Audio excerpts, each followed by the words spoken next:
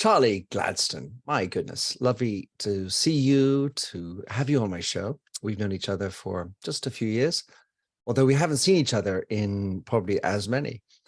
In your own words, Charlie Gladstone, who are you? Well, thank you very much, Minter. What an honor. You're right that we haven't seen each other for a long time, but of course, the beauty of social media, which is oft maligned, is that we have kept vaguely abreast of each other's goings on. So that's kind of a joyous thing. And I think it's, as I say, it's oft maligned. It's nice to know that it does good stuff as well. I'm a creative entrepreneur, really. I think I started my career in music, where I established a record label for Warner's Music, and then went on to manage a band. I stopped doing that a very long time ago in 1994 and set up a what was then a mail order company called Peddlers, which had a catalogue, which remember those? And then I guess about 1999, converted into an online business. And subsequent to that, I have that business has now been sold. I've launched a whole load of small businesses, including a festival of culture and music, a farm shop, a restaurant, a pub, an events business, a holiday business. I've written and published a couple of books, one with Random House called The Family Guide to the Great Outdoors, and one with two books called Do Team, How to Get the Best from Everyone. And I have done most of my work really based on a love of creating things, of creativity, and of building spaces that are, I suppose, hospitality businesses, things that enhance people's lives, both the guests and the people that work in them.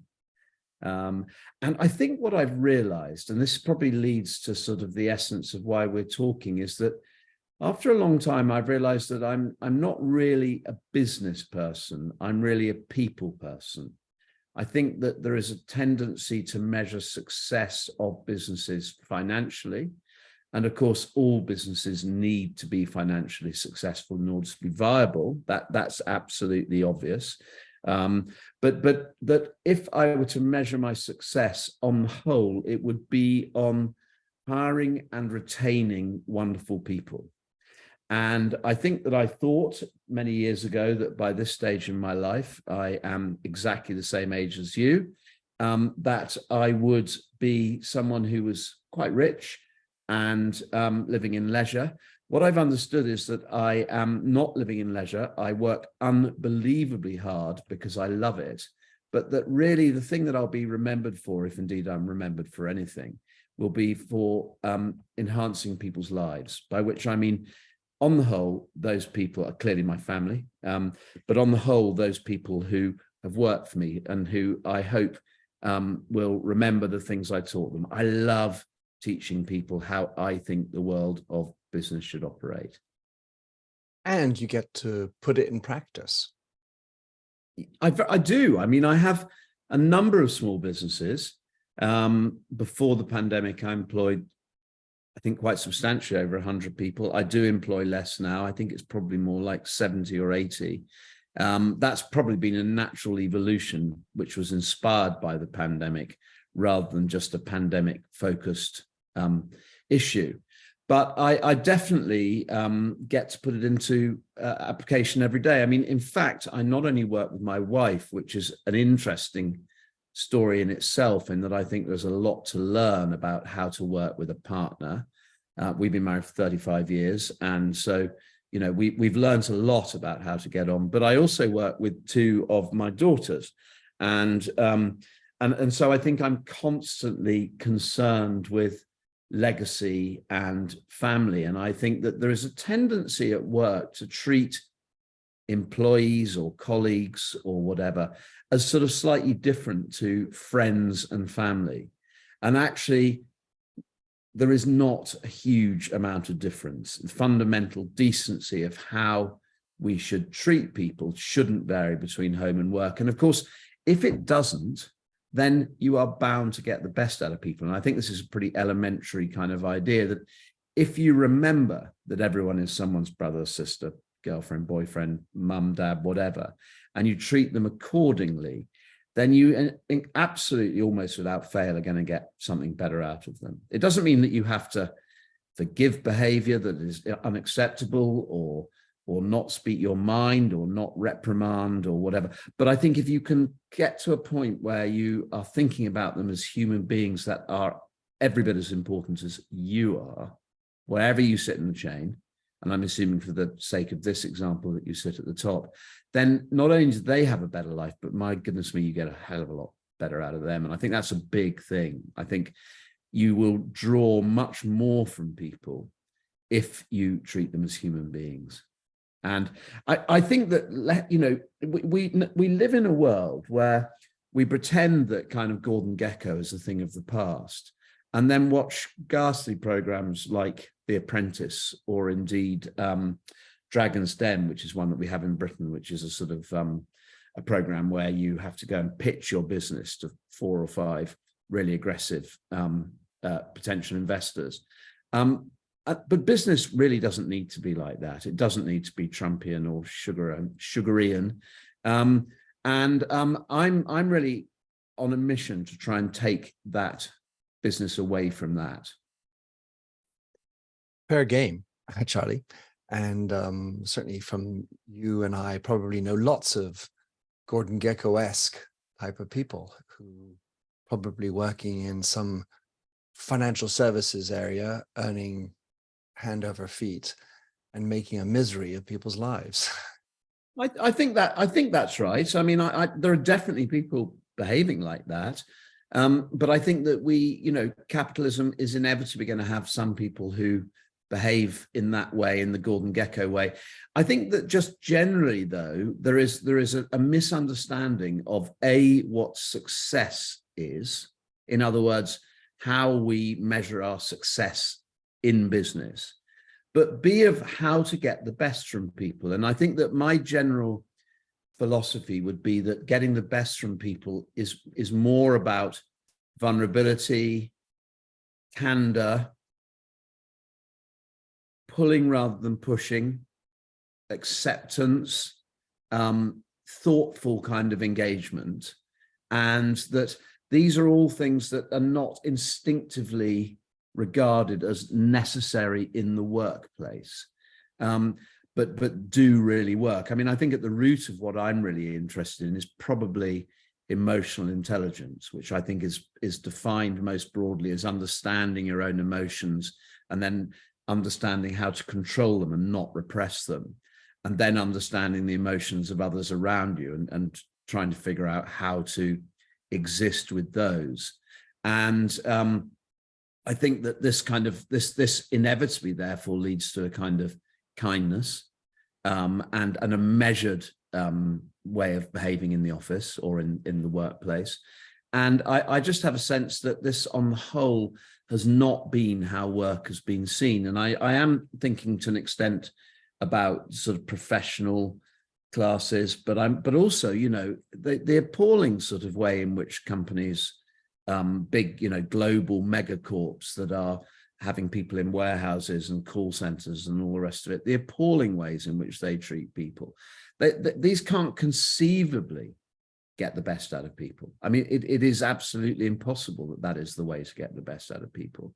So I'm really thinking about the idea that if we apply emotional intelligence to the office space, we're going to get a much better reaction from people. And I think that this applies to people, whether they are literally single individual sole traders or people managing big companies. I mean, if you're sitting at home or in a shared workspace and you're working for yourself, you still have endless interactions with everyone from one extreme, from the delivery person to the bank manager. And if you treat the delivery person with decency and say, hey, listen, thanks, what's your name? Oh, hi, nice to meet you, Jenny. Thanks so much for doing this. You really are brilliant. Then there's no doubt that Jenny feels better about herself. And also, of course, that Jenny will then think the next time she delivers a package and you're not in, what can I do to help? Rather than just lobbing it over the hedge.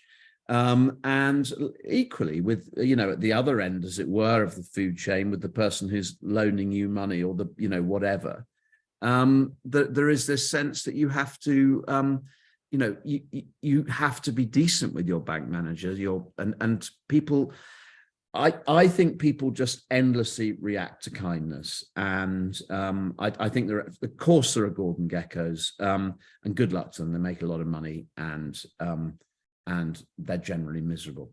And I have no empathy with them at all. I mean, at the end of it all, when you are wheeled down the aisle or lobbed onto the funeral pyre or whatever it is, the legacy that you leave is not going to be, oh, this person was the first person to have that new 4-wheel drive Bentley, or they had the biggest house in the village, and they remember they had that swimming pool heated by, the latest technology. It'll be, this person made a real difference to my life, because when I was struggling at work, they showed me how to get it right. They gave me time when I was suffering from depression. They taught me more than anyone else ever taught me, because they would just constantly be patient with me. And those really fundamentally are the legacies that I think that we want to leave.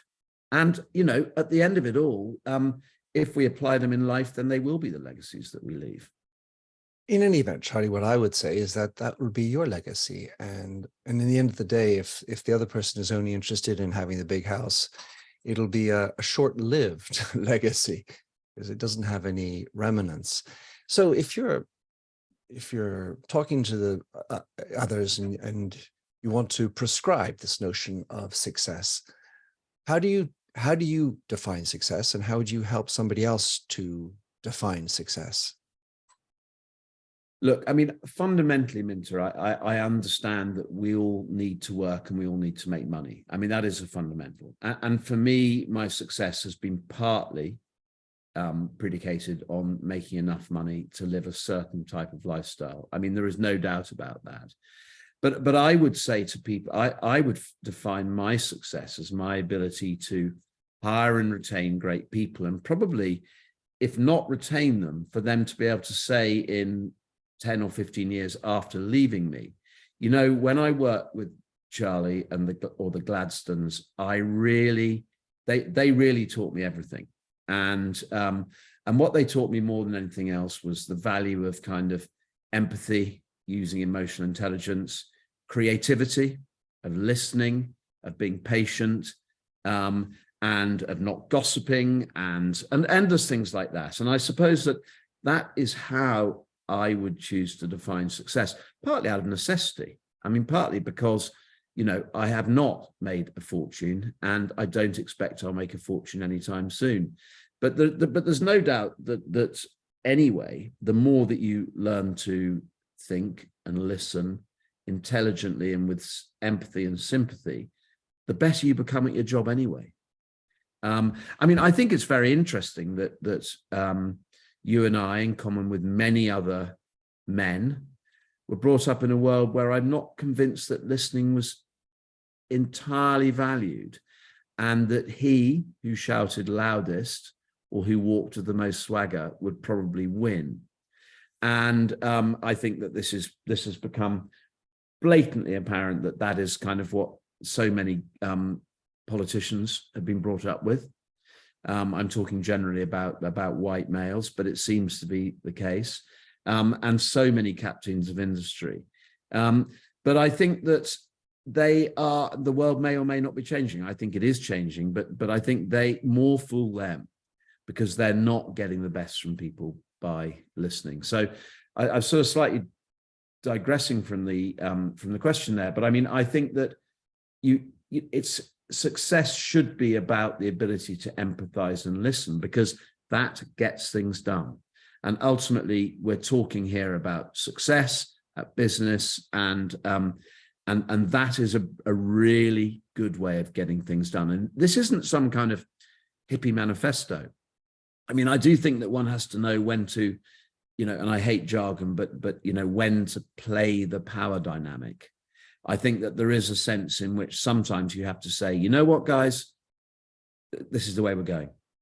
And I don't care whether you like it or not. And I think that one does have to be sensitive, but I think one also has to develop a hell of a thick skin.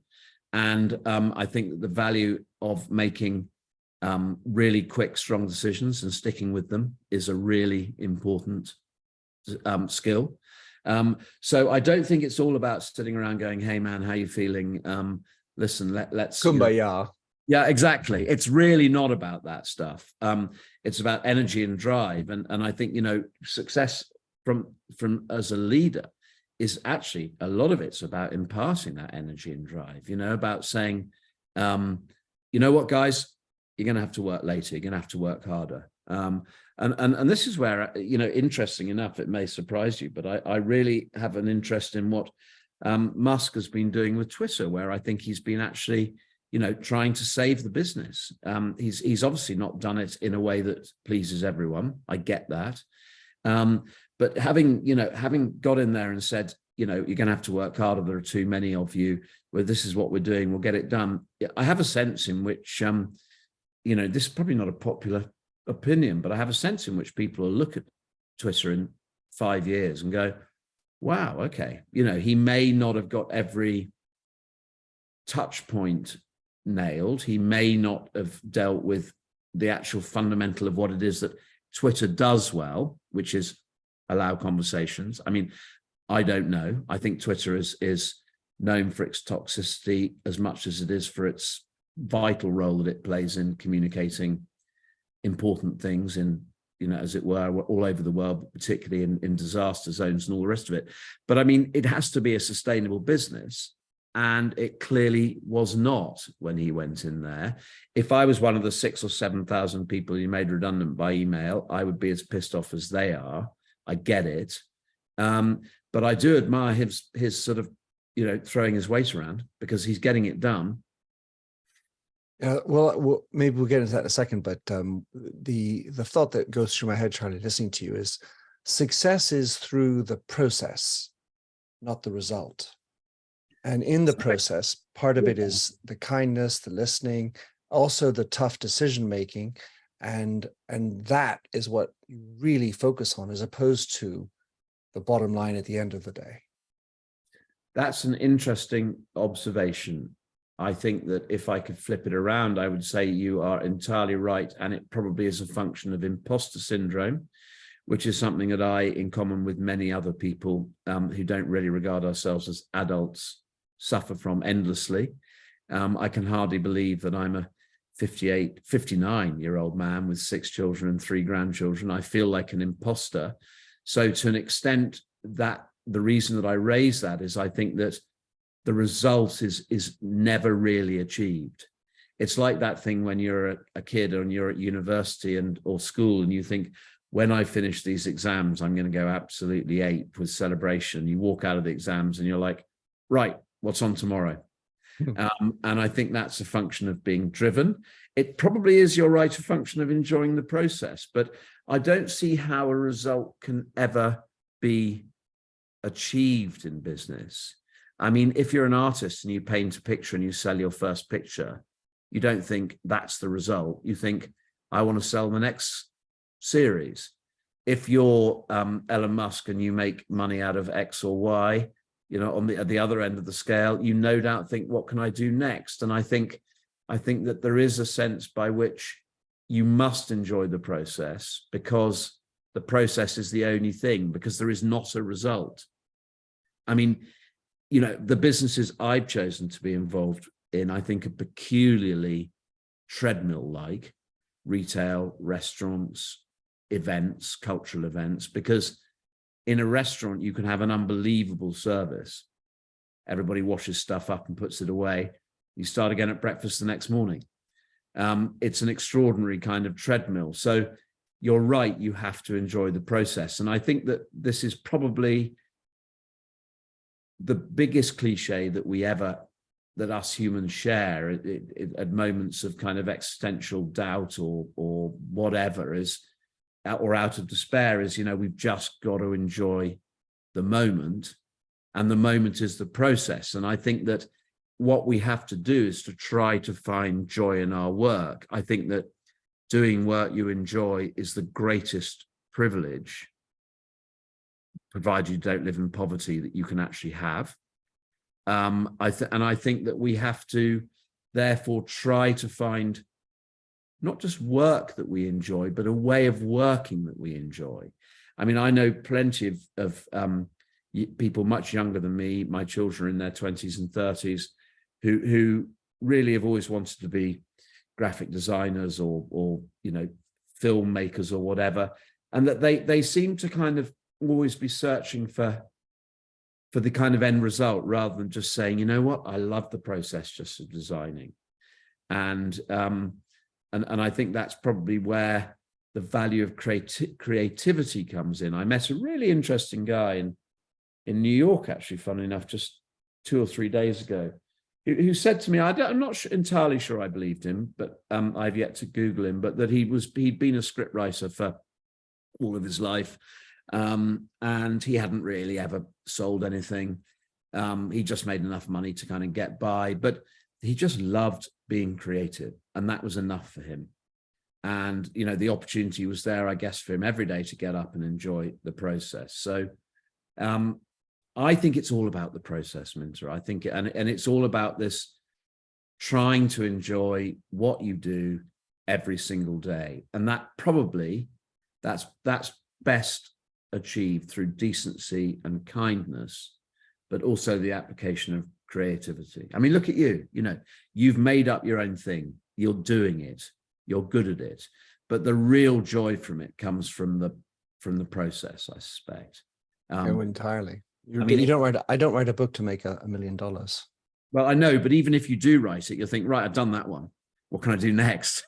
Well, of course, you have to sell the book, as we will be talking about yours in a moment. But just before we get into that, Charlie, I was wondering to what extent your process has been informed by working with ones you love, as opposed to an entrepreneur who's not working with family, and to what extent that might have helped you in this uncovering of a love of the process and the insertion, I would even say, go so far as to say, of love into work. Interesting question. First part of it is that I think it is very much chicken and egg. I mean, I suspect that our daughters joined us and my wife started working with me more because it was an environment in which they could feel comfortable. I think there's something interesting. I don't know how important it is, but in the fact that we are increasingly a female-led company, I think that's made it easier for the ones that I love to come in. The ones that work with me are all women. And I think that because your sons have not. They haven't yet. No, no. My sons don't hate me, I don't think. But my eldest son is a graphic designer and works for an agency he loves, and my youngest son is just finishing university. I hope they'll both work with us at some stage in the future. But so I think that it probably has not so much been informed by it as we had an environment into which they felt comfortable coming.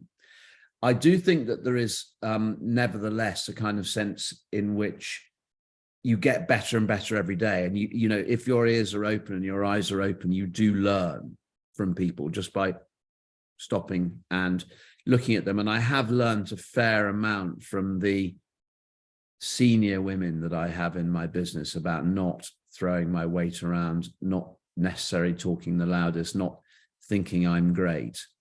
So that is definitely, you know, that is definitely a key thing. I think that they came to the company probably because we had a culture that they could live with, but they've probably made it a better culture as a result. Does that sound? I mean, I can't even remember what the second part of your point was now, but I mean, I think that's, yeah. The insertion of love, the role and place for love at work. Yeah, I mean, I think there's a place for love at work as there is everywhere else. I mean, I think it's all people want, to be valued. It's to be heard, to be seen, to be listened is all we want. And I think that to do that is not complicated. You have to feel it. but you have to remember that you're not the center of the universe. And, you are absolutely amazing, but you can be a total asshole, and that everyone else is just as amazing as you. And of course, that has huge advantages in terms of creating a place of love, but also in terms of bringing people on, because it's very important when you get to a more senior stage in life to remember how good you were when you're in your mid-20s and 30s, and how energized and how creative and hardworking you were. And delegating can only come from a memory of that, and allowing people the kind of ability to, or the space to express themselves is quite an important thing. I really like that, Charlie. It's a really strong image in my mind. It reminds me of sometimes rifling through old schoolwork, and you pick up an old essay. I haven't done this in maybe, I don't know, 5 years, but oh my God, I don't even know what that word means. Or what? I wrote that way? That's not so bad after all. No, that's very true. I mean, I also, I set up this record label for Warner's when I must have been 22 or something. And I had no previous experience as to how to set up a record label or anything. You had no experience at all. But right. I mean, I worked my backside off, and I was highly kind of capable and creative. I mean, no doubt if I did it now, I'd do it completely differently, and the end result would be clearly, different. It would possibly be a lot better. But I mean, when I think back to that person who was a young guy, I really think, wow, I need to really give my team, the opportunity to thrive. I mean, I am very, very naturally attracted to team members who are energetic and motivated, and a lot of people are not. I mean, I think this kind of strand of the conversation supposes that everyone is as driven as I was when I was that 22-year-old or whatever making that record label. But I mean, the ones that are, I just love. And I've got one or two people who work for me who are in their, several actually, just a handful who are in their 30s, who the main thing I like about them is their drive and their energy and their passion. And I think that almost anything can kind of be made out of that. And I have this sense in many ways that when you interview people for a new job, that drive and that passion is almost the most important thing, because you can then, if you're clever, you can then help them to shape their job. And I think that sort of, I think people are often slightly curious as to why I hire some people, but I think there's something that I can see in them that they've said or given off to me in an interview, which is really interesting. So, for the sake of argument, that sort of question of what do you think about our company, when they go, it's just brilliant. I just love it. I've been a customer here for years. I just, it's so, you can kind of smell and feel that real enthusiasm. And I think that can really be shaped into something useful. I mean, I think the mistake I've often made is not bringing enough clear corporate structure to my business, by which I mean not hierarchy, but process. This is the way that we do things. This is how we operate. This is the template you fill in, because I think that a lot of my sense is that the very best people are employees in entrepreneurs' bodies. But I sometimes forget that not everyone has that sort of entrepreneurial ability to make stuff up in the way that I do. And I think that so much of creativity or being creative is about being hyper organized. And as well as being the greatest kindness, in my opinion, you can probably do to yourself, being organized. But I think that there is a sense in which if you can find someone who is those things, you can really shape them. And it really doesn't matter what their previous experience is before the interview. So the biggest mistakes I have made in terms of hiring people have always been around the idea that, an agent or whatever has told me that this person is brilliantly qualified because they've worked for X, Y, and Z and just the person I need. And I'm thinking in my gut, I don't think they really get it. I don't think I really can really work with them, and I don't really like them, but I've been told that they've worked for X, Y, and Z, and probably they're just the person I need. And that can't, you can never get out of that. You can never make that work. And in my experience, it always ends in disaster because, I suppose, because you just sit on simple levels, don't really get each other. So Charlie, I wanted to think about people who are trying to recruit in the services industry, in particular, hospitality and such, because it seems to be that there is a lack of personnel, or at least there's a lack of people wanting to work. And as people are thinking about trying to attract and hire new talent, to what extent is knowing yourself important? Okay, so I mean, I think to qualify the answer, I mean, I think in the UK we're having a problem, and well, it's pretty much everywhere in the West. Is it? Okay, that's France, I mean, United States, Canada, okay, Australia.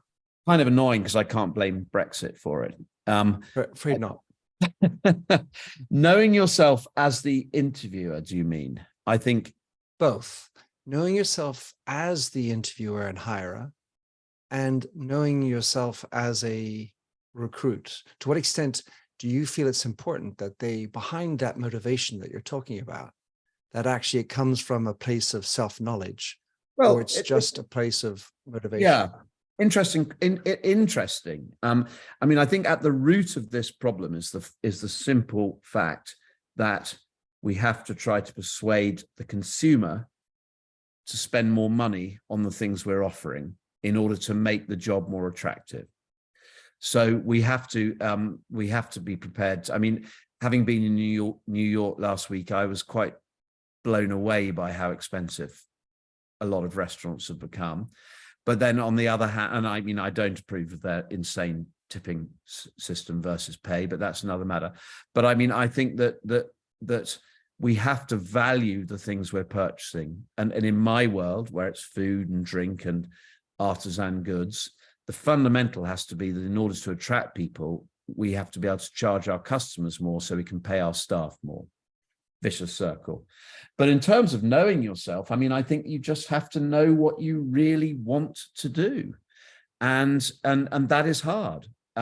So the best way to understand what you want to do is to do something that you enjoy, and that is best achieved through people. I mean, I think you can do a job that you don't love if you have a great atmosphere in the workplace, if you don't love the subject matter. I mean, if you don't necessarily want to be a baker, just employed a new baker, we have a bakery.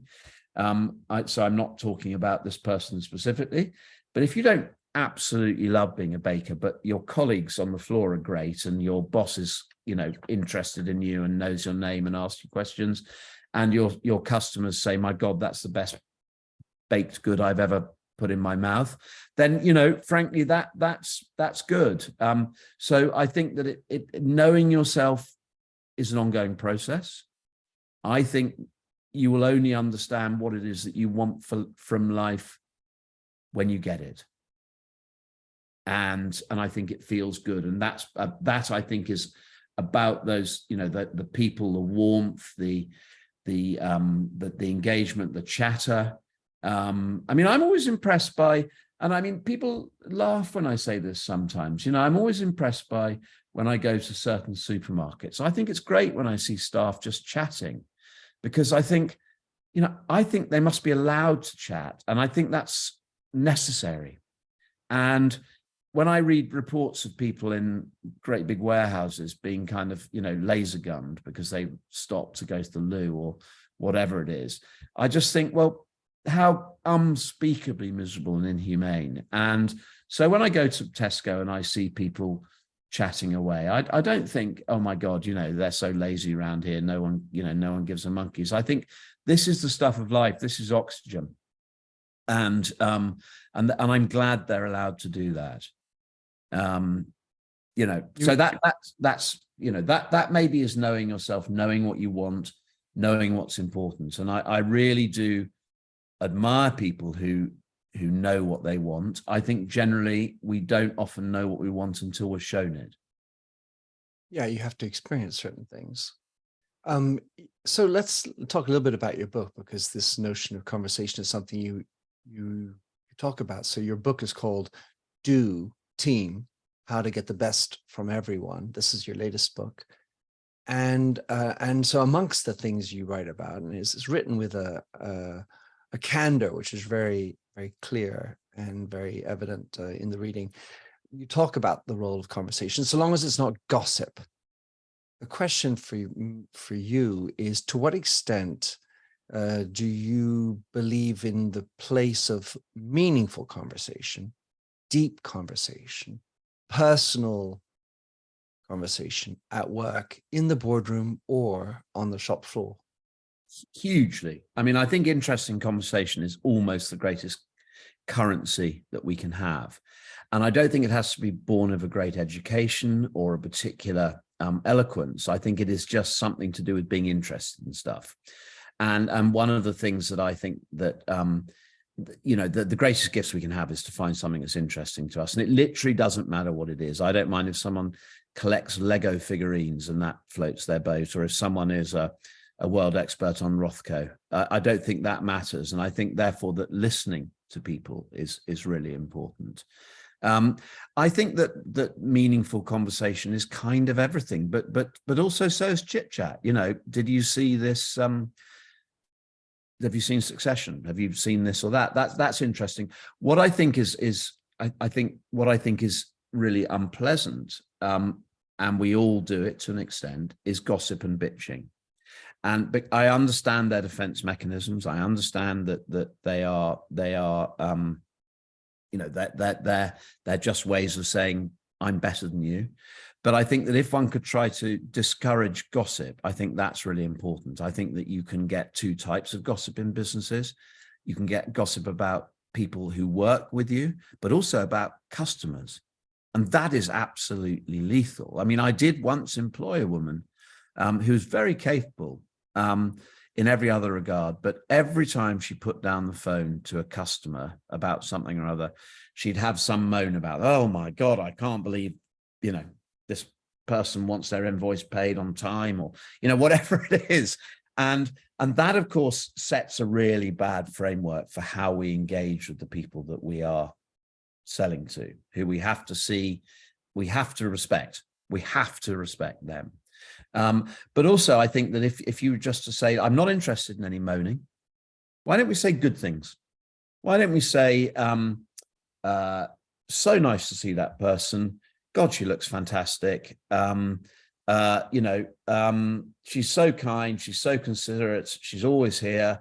Someone says, yeah, but she never tips properly. Oh, but come on, she's in every day, or maybe she doesn't understand how we tip here. Maybe she's from a culture that doesn't tip. Whatever it is. I think that creates a far better relationship with customers. I just think that generally gossip should, on the whole, be discouraged. I think that we need to criticize people. I think we need to speak openly when people are not performing well. But I think a general mantra is, try not to say anything behind someone's back that you would not say to their face. And I'm not talking about someone who's just brazenly arrogant or rude, but just generally. Try not to kind of search for the negative. And actually, removing negativity from your mindset is actually not that far from, it's not that different to removing a poison. It is a poison, and it doesn't help at all. I mean, being cynical, being sarcastic are parts of, they're fun. I mean, let's not forget that. That's critical. And again, I'm going back to not being a kind of, I don't want it to be a sort of hippie manifesto, but I think it's terribly important that we try to remind ourselves that we're not any better than anyone else, and that we can be absolutely freaking awful as well. And that just to remove that, that poison is a good thing. And what about the role? So obviously, it's not like you have boards of governors every other day, and but you do have a top senior team, and in those meetings, however many you might have, presumably with your wife as well on board, um, how do you manage the tension between getting the agenda items rolled over and done with the place for meaningful conversation and listening and the time that will take up? That's a good question. I mean, I think meetings in particular are should always be agenda driven. I'm a very, very precise timekeeper, and I've also, I've got a culture where people do not turn up late. I mean, they really don't. It's quite amazing, unless they've, forgotten, which they occasionally do, that something's on. I think that you just have to allow conversation in the gaps is the answer, Minter. I think that we have meetings, we have, quite a lot of meetings. I think it's really important to understand the distinction between a meeting and a conversation. I think that a meeting without an agenda and without someone chairing it, someone driving it, and without notes at the end is a conversation. And that's not to say that conversation isn't useful, but they're different things. And so I would like to assume that the conversations happen in the gaps. And I think, one can most easily apply that to saying, in one of our offices, in one room, we have 8 kind of creative people, a couple of designers and some marketing people and some ideas people. And I know that they work extremely hard and that they turn up to meetings on time and that they use, formulas and spreadsheets, but also I know they chat a lot between those things. And when I see them posting on their Instagram that 4 of them are out having a drink on a Friday night together, it fills my heart with absolute joy. And I think that you have to remember also that the workplace, and this of course has become quite a contentious matter, I think, post-COVID, the workplace for many people is their social hub. I mean, it is where they make their friends. And I think that most people don't have a huge number of friends. Just by virtue of the way the world is. And so, it's critical that they're allowed to interact in that way, because when you walk into your place of work, how you feel about that place massively informs how you function. It doesn't have to just all be about feelings of great joy and I love it here and my seat's so comfortable and I can chat when I feel like it. It has to be about, I'm engaged, I'm motivated, I'm driven. Those are the things that keep me alive. I'm happy here, I'm treated with respect, it's a safe space, all that stuff, blah, blah, blah, really important. But ultimately, this is the place where I'm a little bit hyped up. My God, I've got a lot to do. I've got to get this done. That's all really important. But I think, the conversation must fill the gaps. That's probably, and the fun bits. And I'm not an advocate of any of these contemporary notions of the 4-day week or anything like that, because I just cannot see how the work can be done. And I don't understand how small creative businesses can possibly operate like that. I think that very clever high margin businesses possibly can.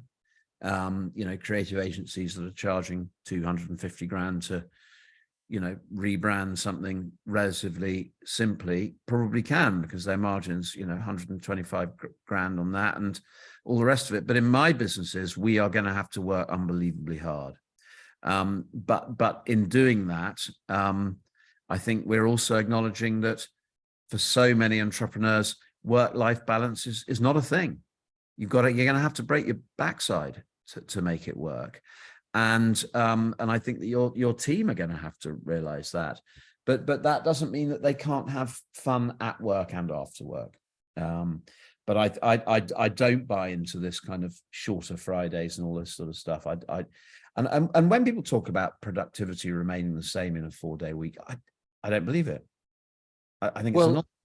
Let's just say that, Charlie, if you have a business that's open 7 days a week in like a hotel or a restaurant, someone has to do the work, clean the dishes every day. So it seems a little anachronistic with that type of rinse and repeat type of job, as you called it, or something like that at the beginning. Yeah. So Charlie, I want to end on a couple of things that, or at least one thing that where I connect dots in your writing of the book. So you talk, of course, about the role of music in your life, and the Arcade Fire concert in Paris that you attended. You also say that art is as vital as oxygen, and then you also write about the need to read, especially novels. So talk us through your impression of inserting this in the work life that you were just talking about. Yeah. How do you bring that in? Yeah, I mean, music's been my greatest companion and my greatest interest since I was about 7 years old. And the only point that I didn't enjoy it, ironically, was when I was working in the industry for about 8 years, when I made the mistake of conflating an enthusiasm with what the record industry would be like. But culture, art, novels, and music are really what have given me my oxygen to my life. And I think that I can be moved by novels and by art more than I can be moved by anything else. I mean, I don't read non-fiction ever. I mean, maybe if I read, I mean, I probably read 30 to 50 novels a year and listen to a couple of autobiographies. So for me, I think all life is contained in those things, all ideas. Art reflects back to me in a similar way. And music speaks to me in a similar way. And they just, for me, are my oxygen. And they're all things that I've really, I mean, music in particular was something that I discovered myself. The Beatles, I think, even passed my parents by. We did not have contemporary music in my family life at all. I was taught very well at school in literature, so that was very helpful. And art, I've just educated myself about because I love it. And I look at art every day online. I buy more art than I should do. I go to galleries all the time. It just speaks to me and it interests me. And I don't think we can ever define what it is, or I find it hard. I mean, I think a critic could no doubt define what it is, and people try endlessly that arouses our senses in these things. But I think it's something so emotional and almost non-cerebral that it gets me going in a big way. And we actually now have endlessly talked to our customers about the things that interest us. We have, through various businesses, either bi-monthly or monthly newsletters that go out with books and records and exhibitions and restaurants that we like.